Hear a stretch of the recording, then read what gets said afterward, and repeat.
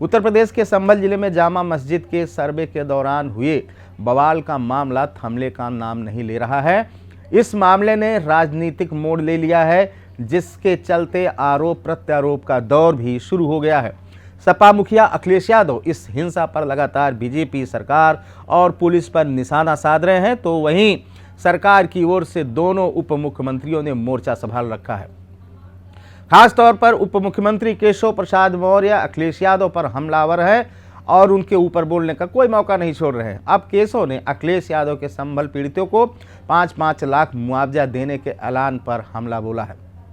उप मुख्यमंत्री केशव प्रसाद मौर्य ने सपा मुखिया अखिलेश यादव को आड़े हाथों लेते हुए कहा कि पहले दंगे भड़काएंगे, फिर हत्याएं करवाएंगे और आखिर में 5 लाख के मुआवजे का दिखावा करेंगे।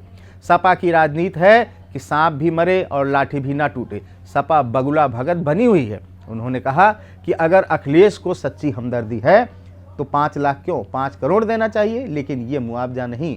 मुस्लिम वोटों की मंडी में नई बोली लगाने और मुस्लिम तुष्टीकरण की राजनीति का नया खेल है।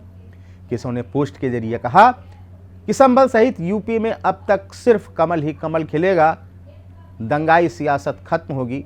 अब बताते चलें कि सपा ने संभल में मारे गए परिजनों के लोगों को 5-5 लाख रुपए की आर्थिक मदद देने का ऐलान किया है। साथ ही योगी सरकार ने 25-25 लाख रुपए देने की बात कही है।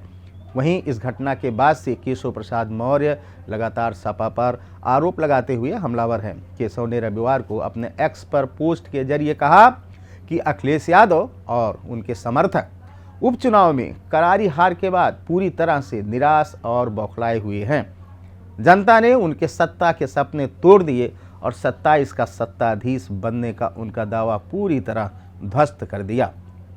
राजनीतिक आधार खोने के बाद अब सपा ने प्रदेश में अशांति फैलाने और अराजकता पैदा करने की साजिशें शुरू कर दी है।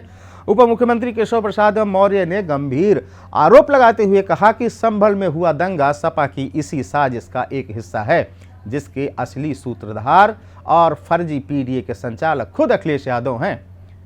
अपनी चुनावी विफलता छुपाने के लिए इस तरह के प्रयास कर प्रदेश के शांतिपूर्ण माहौल को बिगाड़ने और प्रगति को बाधित करने की कोशिश की जा रही है। लेकिन सपाई गुंडों और दंगाइयों तत्वों को यह समझ लेना चाहिए कि उनकी चालें अब सफल नहीं होंगी। केशव ने कहा कि योगी आदित्यनाथ के नेतृत्व वाली बीजेपी सरकार में कानून व्यवस्था से खिलवाड़ करने वालों के खिलाफ सख्त कानूनी कार्रवाई होगी।